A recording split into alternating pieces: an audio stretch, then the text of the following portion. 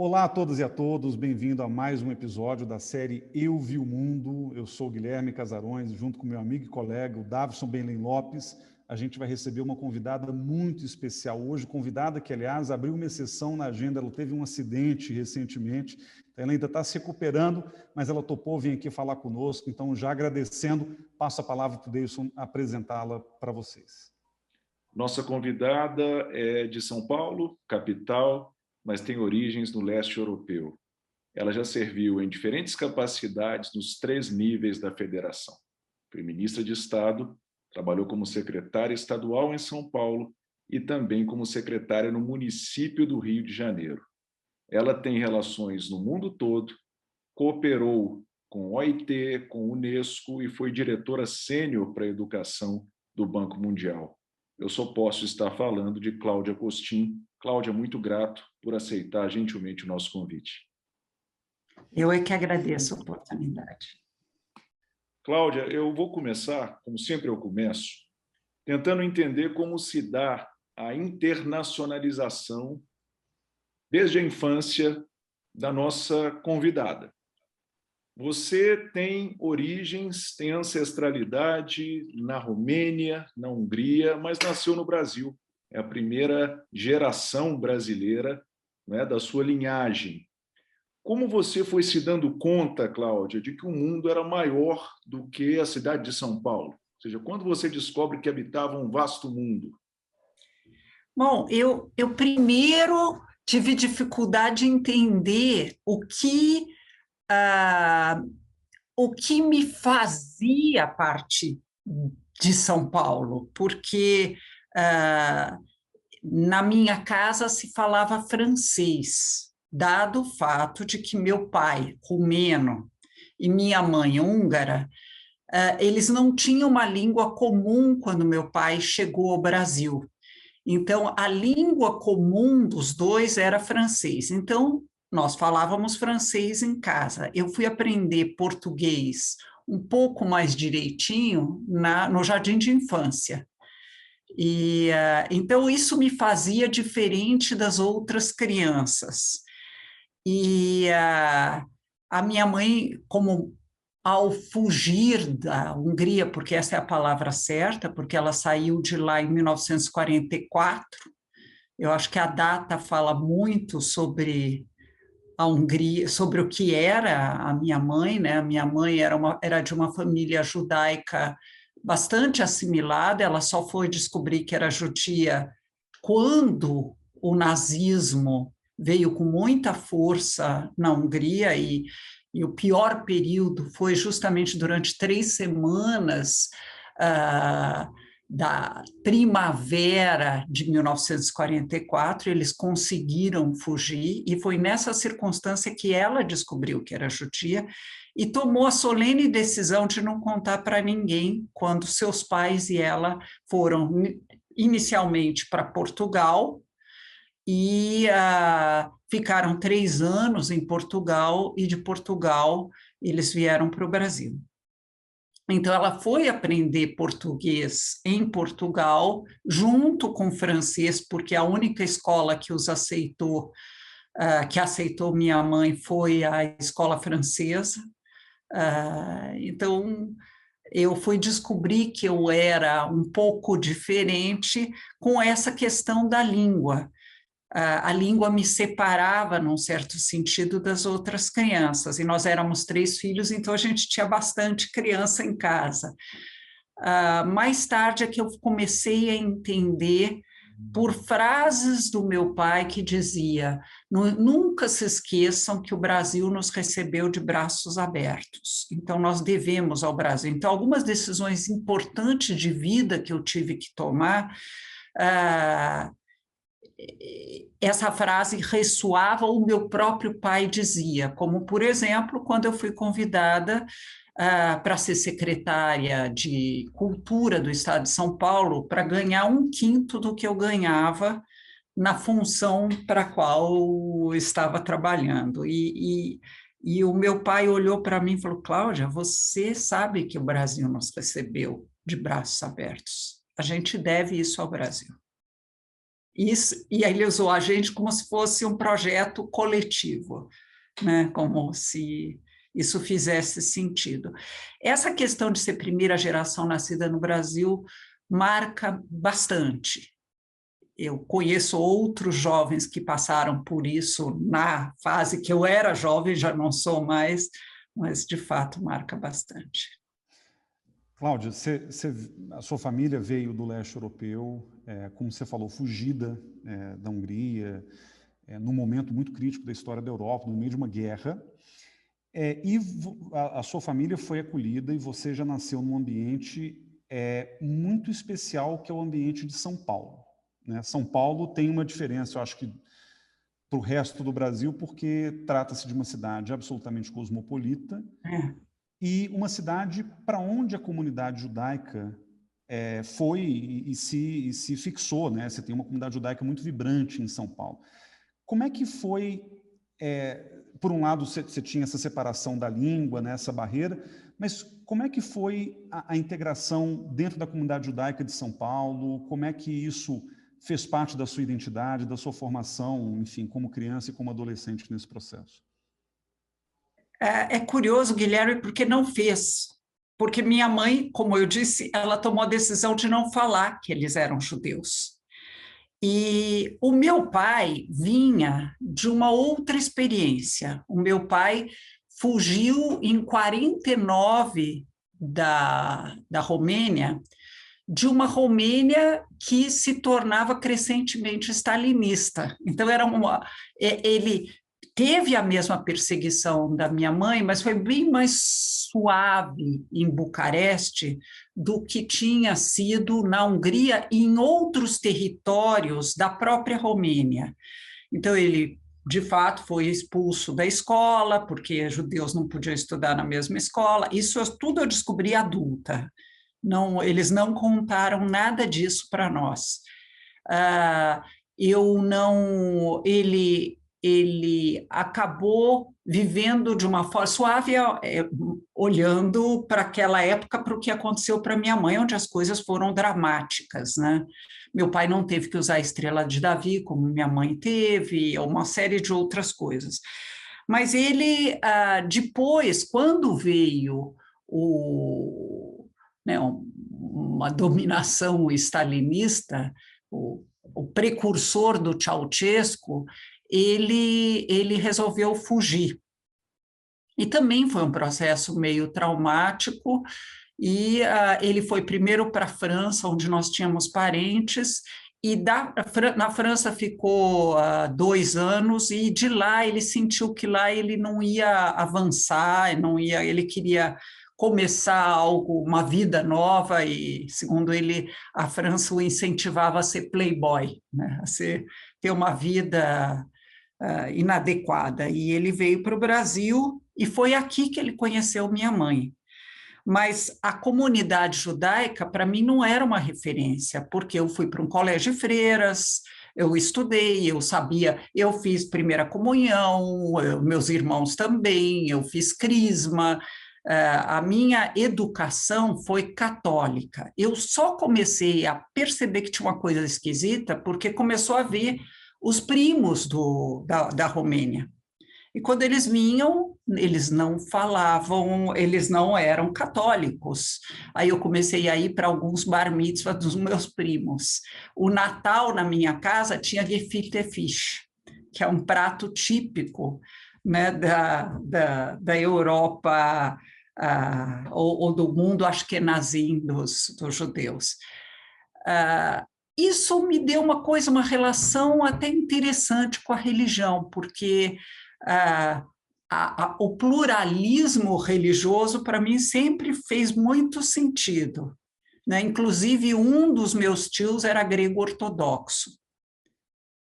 Então, eu vivi tudo isso, celebrava Páscoa ortodoxa, celebrava Pêssas, tudo misturado. Isso eu acho que foi uma coisa mais positiva do que negativa, mas eu senti falta de ter uma identidade clara. E eu só descobri que minha mãe era judia quando eu já tinha 2 filhos, e ela resolveu escrever a história de vida dela, e aí ela conta os horrores que ela passou, e ela escreveu só para a família, e foi bem interessante o relato e o contato com esse relato.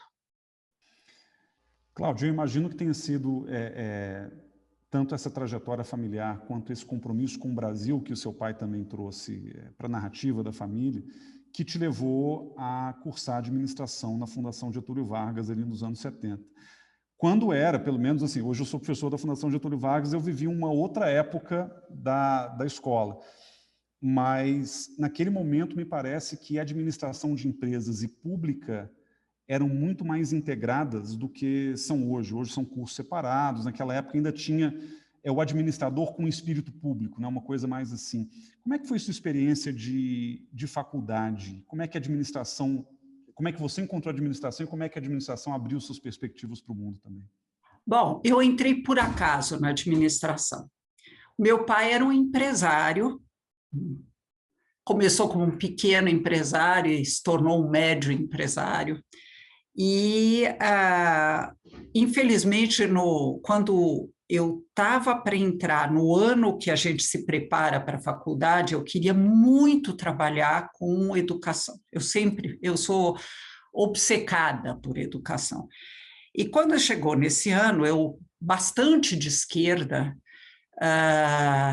eu queria estudar educação e meu pai acabou lidando com um momento de grande sofrimento para minha família, que meu irmão mais velho morreu. E meu irmão mais velho estava sendo preparado para ser o sucessor do meu pai. Então, ele sofreu um acidente, ele tinha 18, eu tinha 17 anos, 16 para 17, e 3 dias depois da morte do Pedro, o meu pai veio me pedir para eu desistir de de estudar educação e fazer administração. Quando ele veio me pedir isso, para mim era a última coisa que eu queria. Administração era coisa de burguês, eu não queria ser burguesa, eu já era super atuante contra a ditadura, queria transformar o Brasil e tudo mais. E aí eu pedi uns dias para pensar. E fui xeretar o que tinha de administração. E aí que eu descobri que existia administração pública. Era separado na época. E na época,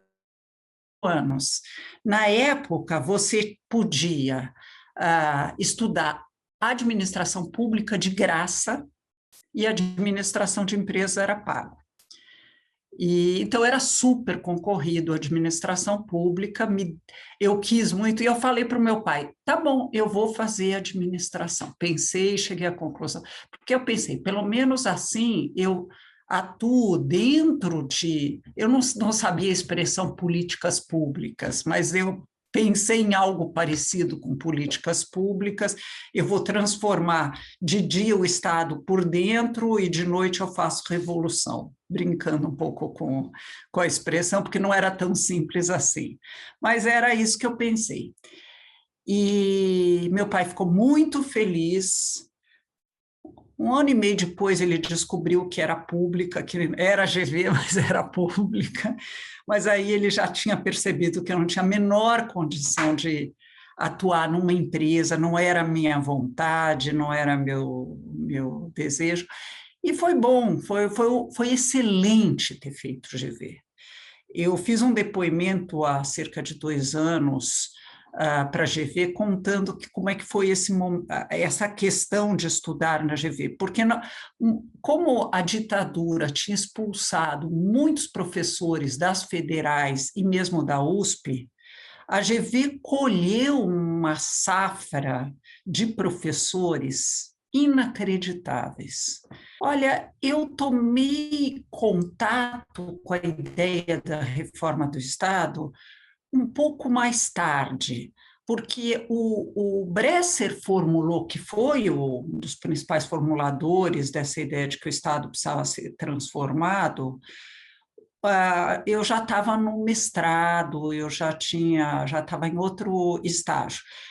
nesse momento inicial, eu estava convencida que eu não ia trabalhar, eu ia trabalhar em administração pública, mas em alguma coisa, o Plínio de Arruda Sampaio, por exemplo, foi uma referência também muito importante na minha vida. E eu pensava que eu ia trabalhar em alguma política social, em alguma coisa desse tipo, antes e depois da revolução, entre aspas, porque eu achava que nós precisávamos transformar o Brasil profundamente, e eu queria estar engajada nisso. Depois eu comecei a fazer estágios na administração pública, isso também me ajudou muito a entender como que se pode atuar. Eu entrei para a Fundap, que agora acabaram com a Fundap, mas era uma instituição voltada à modernização da administração pública paulista, e foi por meio dela que eu comecei a minha jornada internacional. Inclusive, eu morei em Angola por um tempo, por meio da Fundap, junto com a Agência Sueca para o Desenvolvimento, tentando, na verdade, não era nem modernizar, era implantar um Estado no país que se tornara independente havia pouco tempo, né? Cláudia, tentar agora amarrar o primeiro nó dessa conversa, porque muito interessante, eu acho sua trajetória fascinante. Você já nasce num berço internacional e em um dado momento você começa a botar em prática profissionalmente o seu aprendizado, a sua carga que você trazia desde o berço, muito literalmente, não é, a serviço do Estado brasileiro. Eu acho curioso esse relato, não é, do seu aburguesamento, entre aspas, aqui, brincando um pouquinho, e como você, em um dado momento, passa a atuar sob a égide, ao redor do mundo, dessas ideias de New Public Management, ou seja, avançava o reaganismo, o thatcherismo. Então, você foi pega no meio desse movimento, me parece, não é? Você teve que se construir num entorno que era um entorno que talvez fosse o contrário daquilo que você imaginava para si, nos anos tenros da tenra idade. Eu acho que é um pouco diferente. Bom, o aburguesamento, para mim, seria atuar dentro de uma empresa, na minha visão daquela época. Mas o Bresser se encantou com alguns aspectos, particularmente do que estava acontecendo com Tony Blair na Inglaterra, e não com a Thatcher, que é a ideia de que o Estado não tem que ser mínimo, que o Estado tem que tirar amarras. É um pouco mais na linha do Manuel Castells, de você imaginar uma sociedade em rede, que não precisa de níveis hierárquicos tão profundos. Tanto que hoje o Bresser também é meu colega na Comissão ARS de Direitos Humanos, que foi outra coisa que eu trouxe da minha perspectiva já desde criança, que é a ideia de que se feriram tantos direitos da minha mãe desse jeito, como que eu posso defender, ferir direitos humanos de qualquer ser humano, né? Quer dizer, essa é uma questão também que eu trago já há muito tempo, a questão dos direitos humanos. Então, a Comissão ARS pelos Direitos Humanos, que foi criada há pouco tempo, mas dentro de uma discussão com o bolsonarismo, por exemplo, de discussão contra o bolsonarismo, de vamos, nessas circunstâncias, proteger, porque os direitos humanos vão ser profundamente vilificados, então isso eu trago, e o Bresser também está lá, né? Quer dizer, ele não é exatamente um modelo do New Public Management da Thatcher, ele é muito mais, ele defendia que se pensasse num Estado não mínimo, mas um Estado que funcione. Aliás, esse foi o título de um artigo que eu escrevi, acho que para o Estadão, um Estado que funcione. E que funcione para os mais pobres, que é uma outra coisa que se discute pouco. a defesa de uma visão progressista de vida não é a defesa do corporativismo, é a defesa justamente de um país com menos desigualdades sociais e muito mais coeso, né, socialmente, com todo mundo podendo ter, não uma política social, ser beneficiário de uma política social compensatória, embora ela seja necessária no curto prazo, mas uma política social que emancipe, né? Eu até acho que você já introduziu os elementos da resposta à próxima pergunta que eu vou lhe fazer. Porque o Brasil, em tese, elege um presidente cujo mandato envolveria reformar o Estado. E assim tem sido ao longo dos muitos últimos anos, diria das últimas presidências.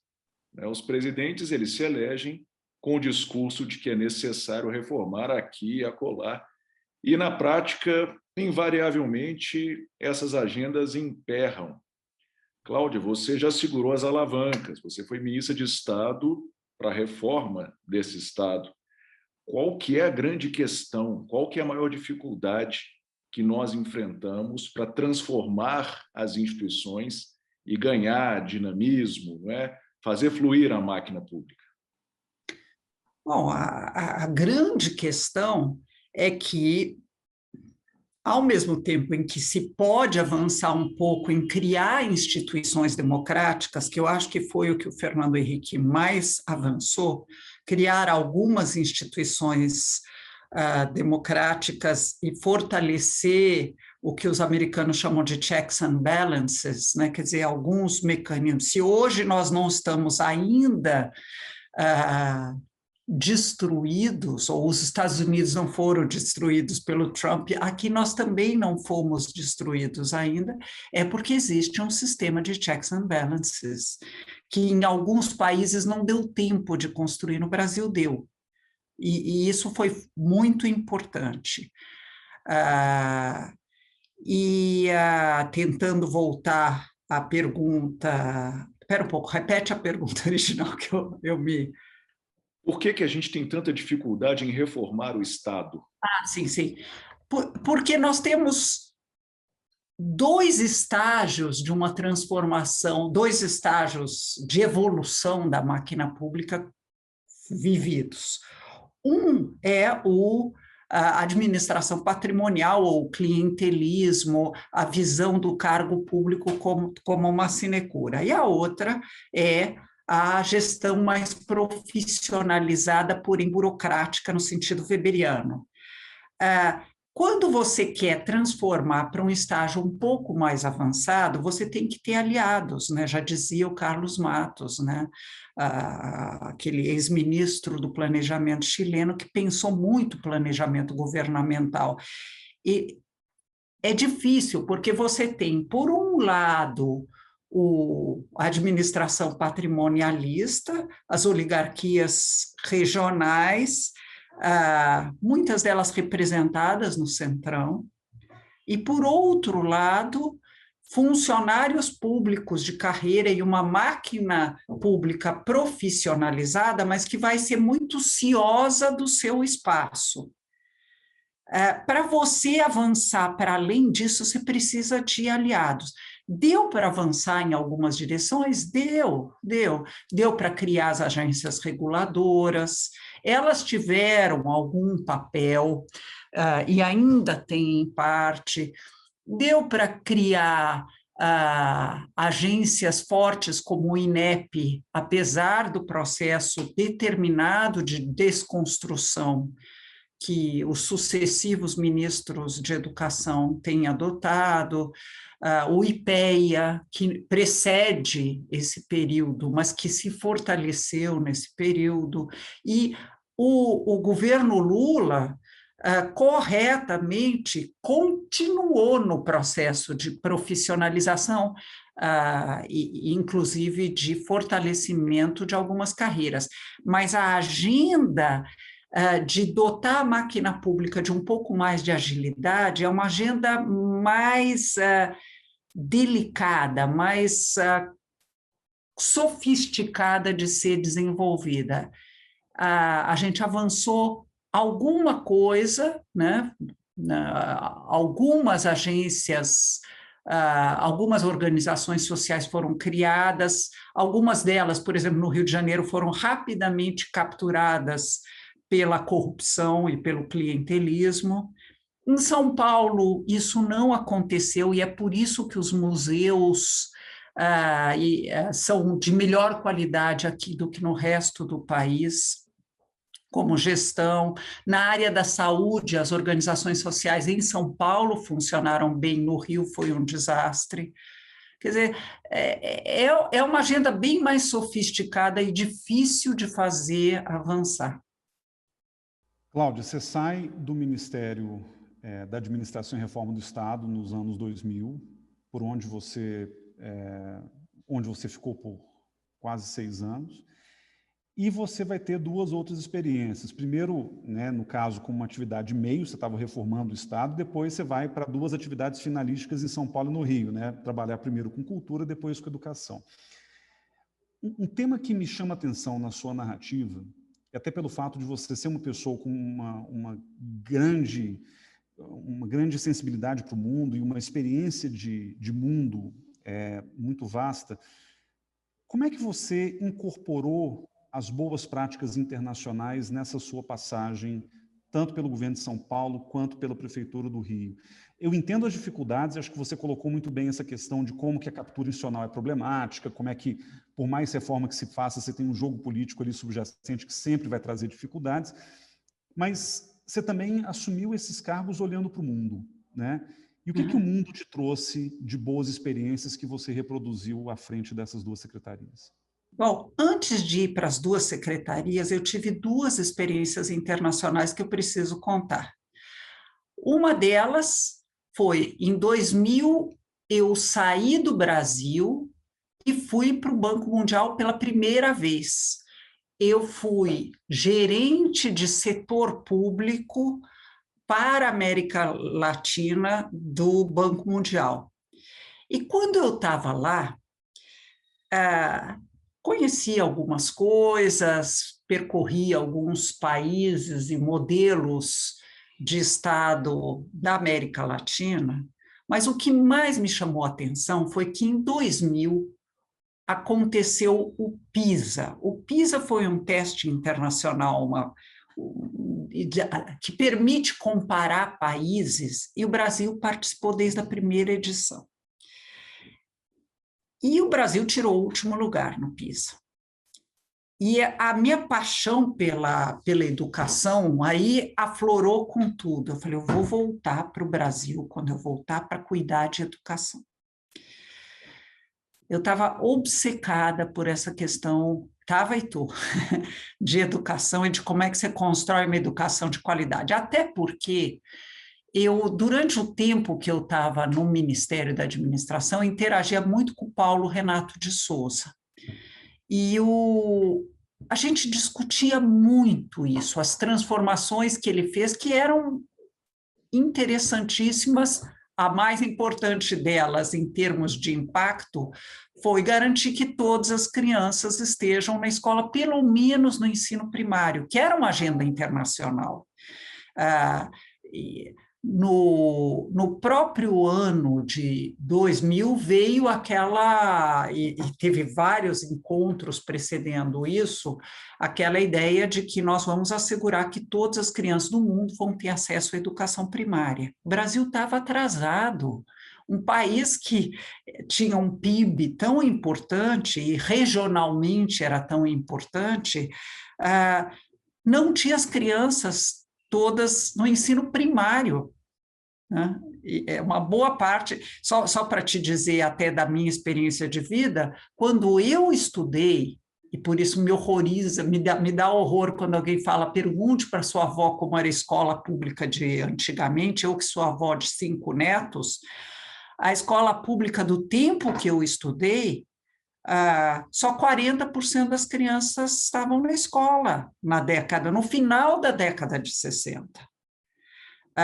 O que o Paulo Renato de Souza fez foi acabar, na década de 80, teve um ingresso maior também de crianças na escola, mas acabar de colocar todas as crianças da escola. E foi só na primeira década do século XXI que nós colocamos todas.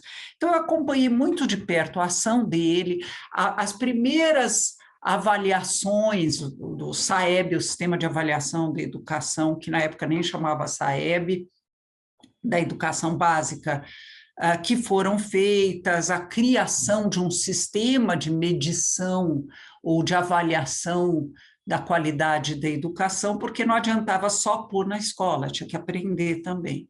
Então, isso tudo me marcou muito quando eu fui no Banco Mundial.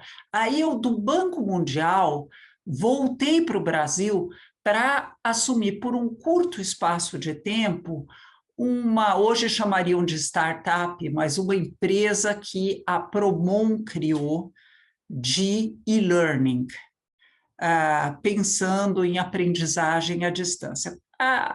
Era um pouco demais de vanguarda, porque isso viria, foi uma aposta correta que a Promon fez, mas acho que fez com o timing cedo demais. E quando eu vi que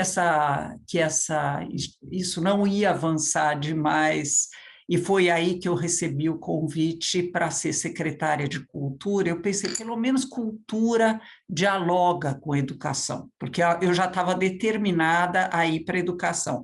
Ao mesmo tempo, o Roberto Tivita tinha me convidado para presidir a Fundação Vitor Tivita. E eu falei, não, agora eu já aceitei, eu preciso de 2 anos para pôr a casa em ordem, depois eu topo ir lá, se você aguentar, ainda quiser fazer o convite. E, de fato, fiquei 2 anos na cultura, eles queriam que eu organizasse, porque todo mundo era contratado ilegal por um mecanismo de recibo, não tinha estrutura nenhuma a educação. Eu falei, não, eu vou ver se a gente monta isso direito, tanto a parte mais permanente como algum modelo de gestão dos museus, aproveitando as ideias que a gente tinha construído lá com o Bresser, de organizações sociais para a gestão de museus, teatros e assim por diante. Então, e eu já fui para lá sabendo que eu iria depois para a Fundação Victor Tivita, que era voltada para melhorar a qualidade da educação pública. Mas o contato que eu tive com ideias internacionais foi importante para olhar o Brasil com perspectiva, não para a gente replicar modelos internacionalizantes, mas a humanidade é uma só. Essa coisa meio xiita de que aqui só servem jabuticabas ou coisas assim, não funciona. A humanidade é uma só, nós compartilhamos a mesma condição humana, nós todos. O que não quer dizer que a gente deva desrespeitar a cultura local. Ao contrário, você se valoriza numa diversidade que pode se tornar una. Um traço da sua trajetória que eu notei é que você soube balancear ao longo do tempo essas experiências de mão na massa com períodos sabáticos, como acadêmica. Por exemplo, entre a passagem no governo de São Paulo e a Prefeitura do Rio, você vai para o Canadá, passa 1 ano lá na Escola Nacional de Administração Pública. Como foi essa experiência, Cláudia? Bom, ela foi